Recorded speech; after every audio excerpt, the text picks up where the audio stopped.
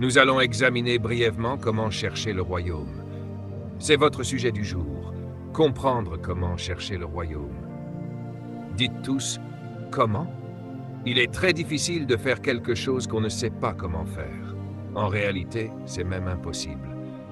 Et je ne pense pas que Dieu nous aurait laissés dans le flou quant à la manière d'accomplir un commandement, s'il en avait donné un. La priorité de Dieu n'est pas un sujet à deviner. La priorité de Dieu n'est même pas quelque chose pour laquelle vous avez besoin de prier. Ce que j'aime dans la notion de priorité, c'est que cela vous aide à savoir où placer votre temps, votre énergie, vos talents, votre force. Quand vous savez quoi faire, vous savez que vous ne perdez pas votre temps. Je veux commencer en lisant Matthieu chapitre 13. Veuillez le trouver dans votre Bible. Je ne vais pas l'afficher à l'écran pour l'instant, car je veux que vous le lisiez vous-même. Jésus n'a prêché qu'un seul message. Et ce message, il l'a introduit dans Matthieu chapitre 4, au moment où il a commencé son ministère terrestre. Verset 17, n'y allez pas, je vais le citer. Dès ce moment-là, Jésus commença à prêcher. Repentez-vous, car le royaume des cieux est proche. Et à partir de là, ce fut son seul message. Dans Matthieu 13, il essaye d'expliquer la valeur du royaume, et il donne une parabole au sujet d'un semeur qui sortit pour semer. Il parle de certaines graines tombant sur une bonne terre, d'autres sur des pierres, d'autres sur des épines et des chardons. Et il dit, le royaume de Dieu est semblable à ce semeur qui sème. Bien sûr, les disciples entendaient Jésus parler du royaume tous les jours, et il utilisait toutes sortes de paraboles. Mais celle-ci les troubla, car ils ne comprenaient pas bien. En réalité, ils commençaient à être agacés, car il continuait de leur parler en petites histoires, et les foules non plus ne comprenaient pas. Alors les disciples lui posèrent une question dans Matthieu 13, verset 10. « Pourquoi parles-tu au peuple en paraboles ?» Et au verset 11, Jésus répond, « Parce qu'il vous a été donné, à vous, de connaître les mystères du royaume des cieux, mais pas à eux. » En parlant de la foule. Au verset 12, il continue, « À celui qui a, on donnera, et il sera dans l'abondance. » Mais de quoi parle-t-il? Retournez au verset 10. « À celui qui a, à quoi? Les érudits, lisez. Qu'a-t-il? Les secrets du royaume. Celui qui a ne serait-ce qu'un peu de connaissance des secrets du royaume des cieux recevra encore plus, et il aura en abondance. » Autrement dit, il y a tant à apprendre sur le royaume que cela vous prendra toute une vie. Et plus vous désirez apprendre, plus Dieu vous en révélera. Si vous recevez un peu, il vous en donnera encore un peu, puis davantage, et ça continue de s'ouvrir. Est-ce que quelqu'un a vécu cela cette dernière année? Bonjour. Avez-vous appris des choses sur le royaume? Est-ce que cela prend vie en vous? Il dit, si tu le poursuis, cela s'ouvre à toi. Mais regardez bien la suite, c'est très important. Celui qui n'a pas quoi? La connaissance des secrets du royaume. Cela signifie que si vous ne voulez pas savoir, Dieu ne vous dira rien. Si vous ne voulez pas chercher, il ne vous montrera rien. Et si vous parlez contre cela, il vous le cachera. Je vous le répète depuis des années, Dieu ne donne jamais des informations volontairement. Il est trop pur. Ses intentions sont toujours pures. Dieu ne vous montrera jamais ce que vous n'avez pas demandé à voir. Celui qui n'a pas, même ce qu'il a lui sera retiré. Mais il n'avait déjà rien. Autrement dit, si vous êtes ignorant, c'est déjà un problème. Mais si vous pensez savoir, votre ignorance deviendra encore plus ignorante. Quelle manière de parler? Il dit, si vous ne l'avez pas, même ce que vous croyez avoir vous sera enlevé. Voilà pourquoi je leur parle en parabole. Maintenant, lisez ce verset dangereux. Verset 16. Heureux vos yeux, parce qu'ils voient, et vos oreilles, parce qu'elles entendent. Entendre quoi? Les secrets du royaume. Il dit, vous ne savez pas à quel point vous êtes bénis d'être dans un lieu où quelqu'un enseigne mes secrets du royaume. Vos yeux devraient se réjouir de lire ce verset et enfin le comprendre. Vos oreilles devraient se réjouir d'entendre enfin le message originel de Dieu. Le verset suivant clarifie cela. Regardez le verset 17. Car je vous le dis en vérité, beaucoup de prophètes. Faisons simple. Moïse, Joseph, Daniel, Josué, Ézéchiel, Osée, Joël, Amos, Abdias, Jonas, Michée, Nahum, Habakkuk, Sophonie, Zacharie, Malachie. Il dit, tous les prophètes, même s'ils ont reçu des informations, ils n'ont jamais eu la révélation. Et aussi les hommes justes, Abraham et d'autres, même eux n'ont pas compris. Ils n'ont pas compris quoi? Revenez au verset 10. Ils n'ont pas reçu la connaissance des secrets du royaume. Mesdames et messieurs, est-ce que vous vous sentez spéciaux aujourd'hui? Moi, je me sens tellement spécial. Il dit, ce que vous êtes en train de recevoir, Moïse ne l'a pas compris. Vous recevez une révélation qu'Abraham lui-même n'a pas eue. La Bible parle des patriarches et des prophètes dans Hébreux chapitre 11. Elle dit qu'ils croyaient, mais ne comprenaient pas. Ils marchaient par la foi sans savoir où ils allaient, ils croyaient simplement, mais ils ne comprenaient pas. Il dit, mais vous, il parle aux disciples, donc à vous aussi. À vous, il est donné de connaître. Il dit, je vais m'assurer que vous ne soyez pas comme eux. Vous ne serez pas comme Abraham, Moïse, Josué, Isaac ou Jacob. Vous allez comprendre le message. Regardez la dernière phrase. Beaucoup de prophètes et d'hommes justes ont désiré voir ce que vous voyez, mais ne l'ont pas vu. Ils ont désiré entendre ce que vous entendez, mais ne l'ont pas entendu. Parfois, j'ai peur d'enseigner, parce que je ne veux pas que les gens se fassent une fausse idée de moi. Un jour, Paul aussi en a eu assez des persécutions qu'il subissait. Les persécutions de Paul venaient des chefs religieux. Lisez la Bible. Son principal opposant, c'étaient les mêmes que ceux de Jésus, les chefs religieux. Les pharisiens et les scribes traquaient Paul. Quand Paul prêchait dans une ville, ils le suivaient jusque-là pour l'attaquer. Ils remettaient en cause sa crédibilité, son autorité apostolique. Ils le harcelaient. À un moment, Paul n'en pouvait plus. Il dit, « Seigneur, j'en ai marre. À chaque fois que j'ouvre la bouche, ils attaquent ce que je dis. » Il pria pour que Dieu retire ces esprits de harcèlement. Il dit, « Seigneur, donne-moi un message qu'ils vont aimer. » Et Dieu lui répondit, « Je ne les retirerai pas.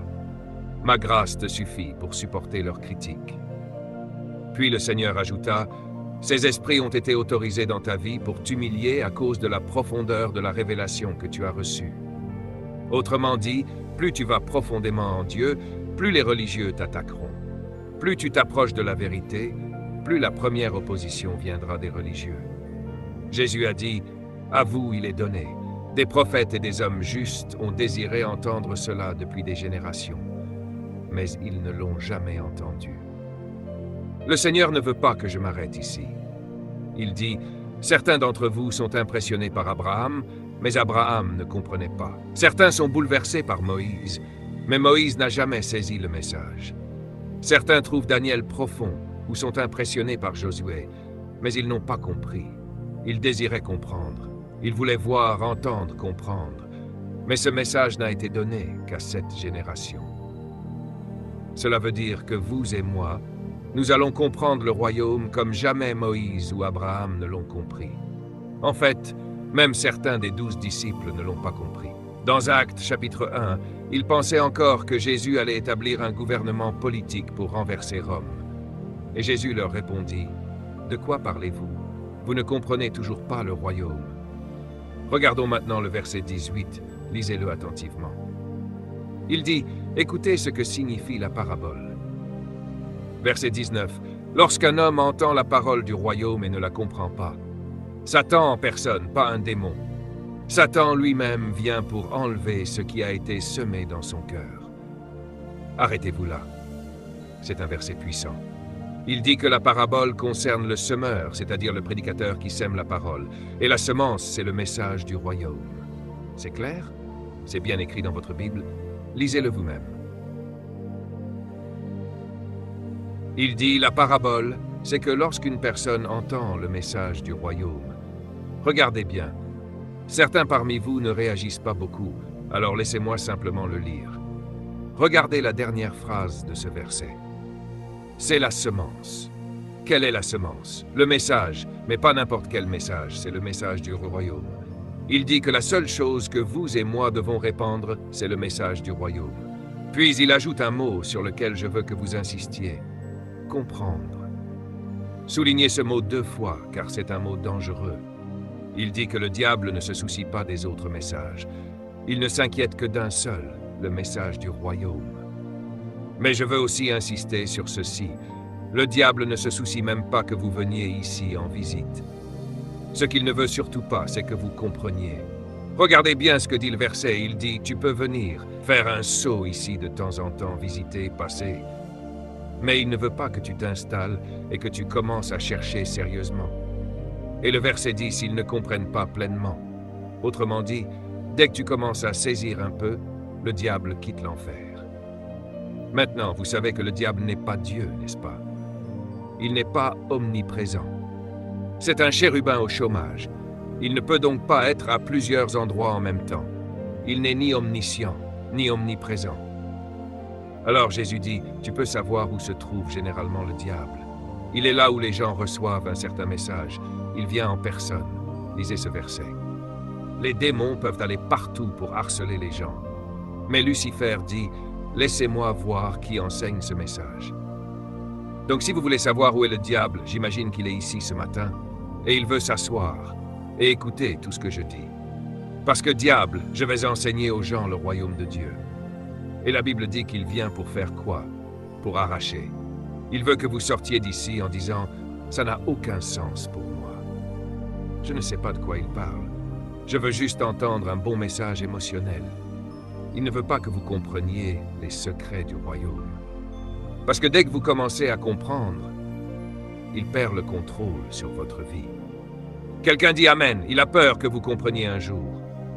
Il ne se soucie pas que vous receviez un message sur la prospérité, ou la foi, ou la délivrance, ou le baptême, ou le sang, ou même des mots religieux, tant que vous ne comprenez pas le royaume. Tout le monde dit comprendre. Encore une fois, comprendre. Puis à partir du verset 20, Jésus dit qu'il y a 4 types de personnes dans chaque groupe. J'espère qu'il n'y en a qu'un seul type dans cette salle aujourd'hui. Il dit que dans chaque foule à qui l'on enseigne le royaume, il y a 4 types de personnes. Décidez aujourd'hui de quel type vous faites partie. Il y a les personnes rochers. Elles sont assises là, en train de rêvasser pendant que j'enseigne, et la parole tombe sur un rocher. Elles repartent sans avoir rien compris. Voilà pourquoi le diable essaye de vous endormir. Il se dit, le pasteur Mills va enseigner ça, alors je vais m'assurer qu'il ne l'entende pas. Il vous endort. Dites à votre voisin, pas aujourd'hui, pas aujourd'hui. Secoue ça de toi. 4 types de personnes dans chaque foule selon Jésus. Il te donne 25% de chance de saisir le message. Ça veut dire que seulement 25% des personnes assises ici ce matin vont réellement comprendre le message sur le royaume. Il y a ceux qui détestent écouter. Ce sont les personnes rochers en train de rêver à autre chose.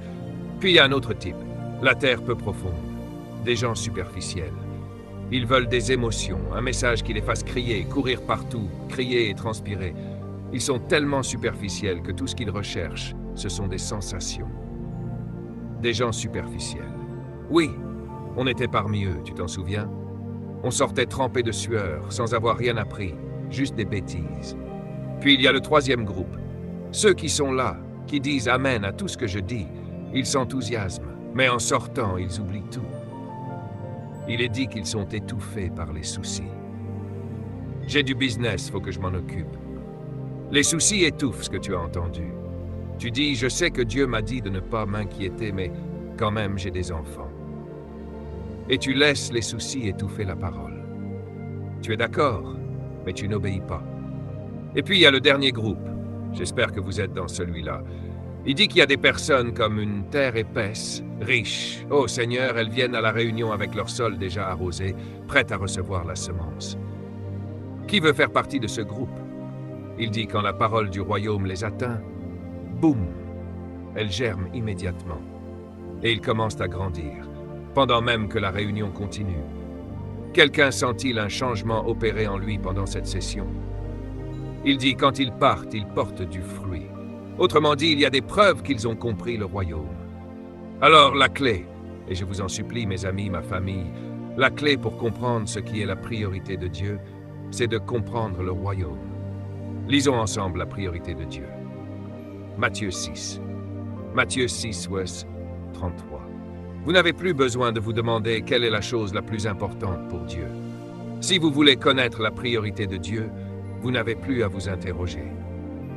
C'est pourquoi je suis si convaincu que ce que nous enseignons et que le monde commence enfin à comprendre est juste. Jésus dit, ne vous inquiétez pas, verset de ce que vous mangerez, boirez, porterez, où vous habiterez. Et puis au verset 33, il dit « Cherchez d'abord le royaume de Dieu et sa justice, et toutes ces choses vous seront données en plus. » Gloire à Dieu. Quelqu'un dit « Qu'il me soit ajouté, Seigneur. » C'est une bonne nouvelle. Il dit « Tu n'as pas besoin de chercher plein de choses. Cherche une seule chose. Cherchez d'abord. » D'abord signifie aussi qu'il y a d'autres choses que vous pourriez chercher. Il y a des choses qui rivalisent avec votre attention, votre énergie, vos talents, vos dons, votre passion, votre force. Mais il dit, laisse tout cela de côté et concentre toute ton énergie, ta vision, ta passion sur une seule chose, le royaume. Et tout le reste te sera donné en plus. Écoutez bien ceci, la priorité numéro 1 de Dieu, c'est le royaume d'abord. Souvenez-vous de ce que nous avons appris dans cette série. Priorité signifie les choses à faire en premier.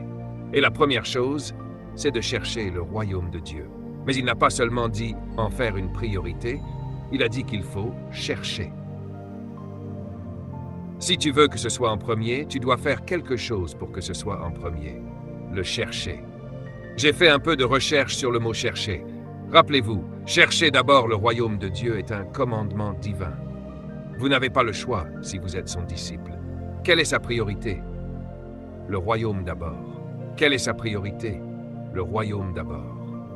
Dites-le fort. Quelle est sa priorité? Que votre propre cœur l'entende. Quelle est sa priorité? La priorité de Dieu, c'est le royaume d'abord. Donc le premier mot sur lequel je veux me concentrer, c'est chercher. Parce que si tu ne sais pas ce que ça signifie, tu ne sauras pas comment le faire. 1. Chercher signifie poursuivre. Tu ne peux pas tomber sur les secrets du royaume de Dieu par hasard. Tu ne peux pas les obtenir par accident. Tu dois les poursuivre. 2. Chercher signifie étudier. Quand j'ai vu ça dans la définition, j'ai été profondément impressionné. Tu ne peux pas juste venir ici une fois par semaine, écouter l'enseignement et espérer comprendre les secrets. Mon travail, c'est de te donner faim, de te donner soif, pour que tu partes pendant la semaine et que tu ouvres ce livre, que tu lances ton seau dans ce puits. Tu dois étudier. Tout le monde dit étudier. C'est pourquoi on vous dit d'acheter les CD et les DVD et d'écouter les enseignements encore et encore, parce que tu ne l'entends jamais vraiment la première fois. 3. Chercher signifie explorer. Celle-là est très importante. Quand tu cherches quelque chose, tu es en train d'explorer. Il dit « Explore d'abord le royaume de Dieu ». Lance-toi dans une aventure. Explore ses montagnes, ses vallées, ses collines, ses rivières, ses forêts, ses océans. Apprends tout sur le gouvernement de Dieu. Explore la législation du royaume. Explore ses lois, sa culture, son économie, sa société, ses relations, ses habitudes. Ne t'arrête pas. Continue. Et plus tu avances, plus je te montrerai. Quelle est la priorité de Dieu? Le royaume d'abord. 4. Le mot « chercher » signifie « comprendre ». Et la plus grande peur du diable, c'est celle-ci. Il ne s'inquiète pas trop si tu poursuis, ou si tu étudies, ou même si tu explores, tant que tu ne comprends pas. Note ceci, rien n'est à toi tant que tu ne le comprends pas. Ne sois pas impressionné par les enseignements du Dr Myles Munroe ou par tout ce que je semble savoir. Je vais te dire quelque chose que je sais pour moi-même. Ce ne sera pas à toi tant que tu ne pourras pas dire « j'ai compris ». Et le diable ne veut pas que tu arrives à ce point. Entre le moment où tu entends et le moment où tu dis « j'ai compris », le diable lance une attaque démoniaque. Il y a des gens ici assis depuis 6 ou 7 mois et certains parmi vous n'ont toujours pas compris. Et le diable espère que vous ne comprendrez jamais. Tu dois comprendre. Numéro 5, le mot « chercher » signifie « apprendre ». Tu dois apprendre les secrets du royaume. Numéro 6, le mot « chercher » signifie aussi « considérer », c'est-à-dire réfléchir, méditer. Tu ne peux pas simplement te connecter au royaume une fois par semaine lors d'un culte. Il faut que tu t'y consacres. Par exemple, mon livre sur le royaume, tu peux le lire une fois, mais il m'a fallu 33 ans pour l'écrire. Comment pourrais-tu le comprendre en une seule lecture? Dieu a dû faire mûrir ces choses en moi, les établir, les éprouver dans ma vie, me corriger, me reprendre, me purifier, me discipliner. Il a travaillé sans relâche jusqu'à ce que je comprenne. Maintenant, c'est à toi de passer par ce processus. Apprends et considère. Le mot chercher signifie désirer savoir. Laisse-moi reformuler ce verset pour toi. Mais désire d'abord connaître le royaume de Dieu. Mets ces mots dans une phrase et tu recevras une révélation. Mais poursuis d'abord le royaume. Mais étudie d'abord le royaume. Mais explore d'abord le royaume de Dieu. Mais comprends d'abord le royaume de Dieu. Et toutes les choses dont tu as besoin viendront à toi. Mais apprends d'abord le royaume de Dieu. Et tout ce dont tu as besoin te sera ajouté. Mais considère d'abord le royaume de Dieu. Et tout ce dont tu as besoin viendra à toi. Mais désire savoir d'abord ce qu'est le royaume de Dieu. C'est la priorité de Dieu. Le mot chercher signifie avoir une passion pour quelque chose. Puis-je citer le verset? Mais aie une passion pour connaître d'abord le royaume de Dieu et sa justice, et toutes ces choses dont tu as besoin pour vivre et exister te seront ajoutées. Et j'ai trouvé ça magnifique. En hébreu, le mot chercher signifie aussi être diligent. Se consacrer avec diligence à quelque chose, c'est ça chercher. Mesdames et messieurs, vous ne devriez même pas pouvoir attendre d'arriver ici pour entendre les enseignements. Frère Larry, tu devrais commander chaque CD en disant « Dieu, je veux savoir. Envoie-les-moi à Freeport. » Il dit « Si tu veux savoir, je te révélerai les secrets. » Alors tu dépenses quelques dollars pour un DVD ou un CD, mais c'est avec ces quelques dollars que ta vie est sur le point de changer. Tu dois désirer et te consacrer avec diligence. Regarde ma Bible, elle est toute neuve, mais je la lis chaque jour. Je lis en secret, et je continue à la marquer, à souligner des passages, à découvrir de nouvelles choses, parce que plus tu veux savoir. Certains d'entre vous, vos Bibles sont encore collées aux pages, parce que vous ne les ouvrez que quand vous venez ici. Tu ne connaîtras jamais le royaume ainsi. C'est pourquoi tu dois chercher, pour la nourriture, pour les vêtements, pour l'eau. Écoute bien, chercher, c'est te consacrer avec diligence à quelque chose. Ma dévotion, c'est de connaître ce que le diable ne veut pas que je connaisse. Oui, le diable connaît le royaume. J'en ai la preuve. Il le connaît, et c'est pour ça qu'il ne veut pas que tu le connaisses. Tu as manqué ça. Je vais le redire, merci frère Pat. Toi au moins tu as compris. Le diable connaît le royaume. Il vivait au ciel.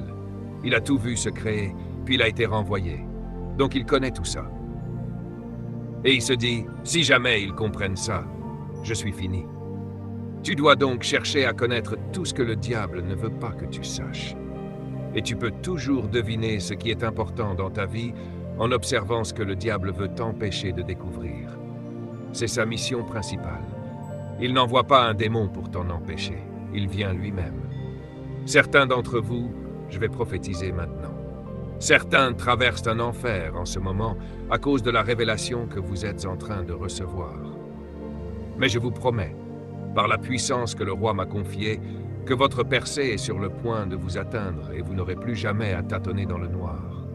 Quand cette révélation vous atteint, il dit, tu recevras des maisons, des terres, des pères, des fermes, et tu seras capable de gérer la bénédiction. Quand le royaume se manifeste dans ta vie, les bénédictions te poursuivent et te dépassent. Quelqu'un ici est-il prêt à être dépassé par les bénédictions? Vois-tu, l'attaque est d'abord une tentative du diable de te décourager de poursuivre. Chaque fois qu'il t'attaque, cela signifie que tu es proche. Sois encouragé par l'intensité croissante de ses attaques. Il se trahit lui-même par la pression qu'il exerce. Je parle à quelqu'un ici. Plus il te met la pression, plus cela signifie que tu es proche. Donc, si tu as l'impression d'être au bout du rouleau, c'est que Dieu est sur le point de te lancer une bouée de secours toute neuve, remplie d'air. Le diable ne veut pas que tu ailles plus loin. Il veut que tu abandonnes maintenant. Mais le diable est un menteur. Écoute-moi bien. L'une des plus grandes révélations que j'ai jamais reçues dans ma vie, c'est que le diable est un menteur. C'est la plus grande vérité que tu dois savoir sur lui. Il ment. Et si jamais il te dit que tu ne peux pas faire quelque chose, c'est la preuve que tu peux le faire. Parce qu'il ne peut pas dire la vérité. Tu peux toujours identifier la vérité parce que le diable essaie de te faire croire que tu ne peux pas faire. Jésus a dit qu'il est menteur, le père du mensonge. Et il dit qu'il n'y a aucune vérité dans cet esprit. Cela signifie que si le diable te dit que tu ne seras pas guéri, c'est que ta guérison est en chemin. Peu importe ce qu'il dit, c'est un mensonge. Tu peux dire amen à ça. Il te dit que tu ne pourras pas payer ton prêt hypothécaire? C'est un mensonge. C'est le signe que ce prêt va être remboursé.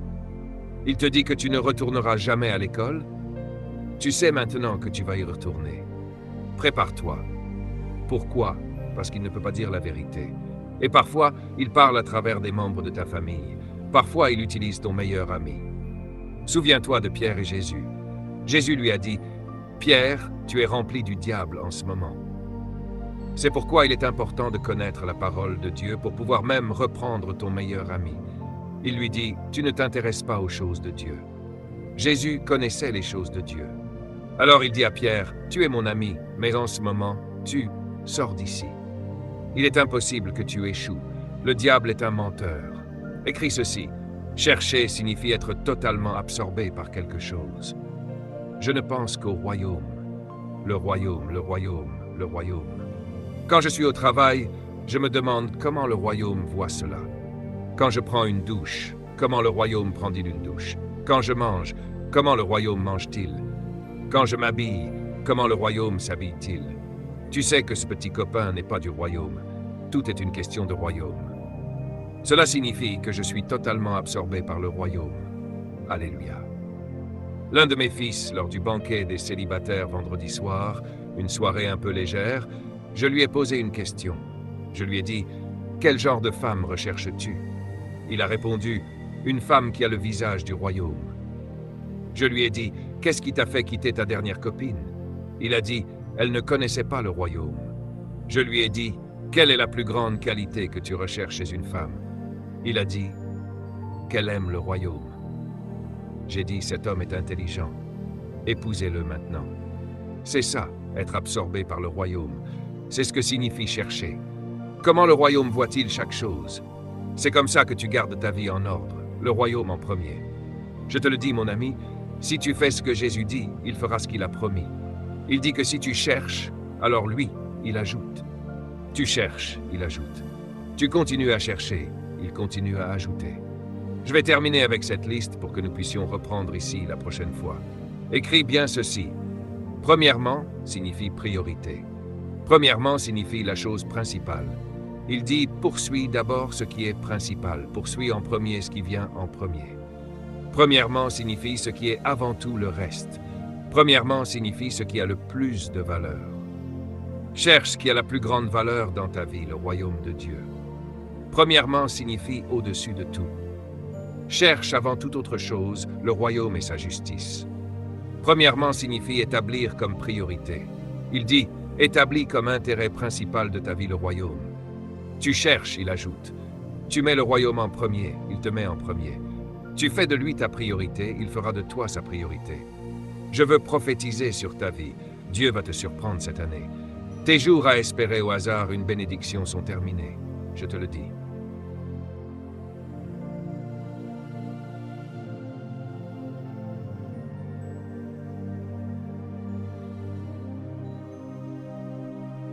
Tu n'as plus besoin de deviner comment tu vas t'en sortir, car dès que tu fais ce qu'il te dit de faire, il fera ce qu'il t'a promis de faire. Je vais bientôt conclure.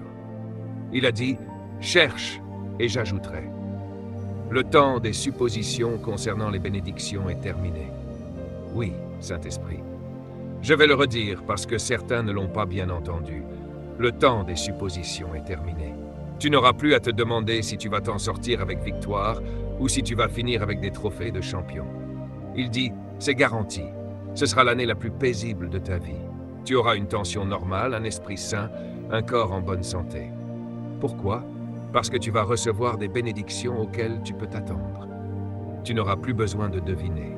Tu cherches, il ajoute. Je te le garantis, certains parmi vous vont partir à la retraite. Et vous recevrez plus d'argent à la retraite que pendant toute votre vie active. Je parle sérieusement. Certains ont travaillé dur toute leur vie, pensant qu'ils avaient atteint le maximum. Mais Dieu va te bouleverser, parce qu'il va t'envoyer des revenus provenant de sources pour lesquelles tu n'auras même pas à travailler. Et ces revenus seront plus importants que ceux que tu gagnes avec ton travail actuel, car il va ajouter. Il va ajouter. Ce mot signifie que tu ne t'y attendais pas. Ça vient comme ça, par surprise. Tu dis à Dieu, Seigneur, attends une seconde, mais maintenant, c'est lui qui te dit, non, c'est moi qui vais te submerger. Il va te noyer dans cette bénédiction. Qui est prêt pour une bénédiction qui te submerge? Je ne veux pas simplement en recevoir à la surface, je veux qu'elle me couvre jusqu'à ne plus pouvoir me relever. Je le vois dans l'esprit. Dieu va poser des bénédictions sur tout, absolument tout, en moi et autour de moi. Je déclare que cela arrivera. Écoute-moi bien. Quelqu'un m'appelle. Dieu dit, je vais enlever ton stress si tu te concentres sur mon royaume en premier.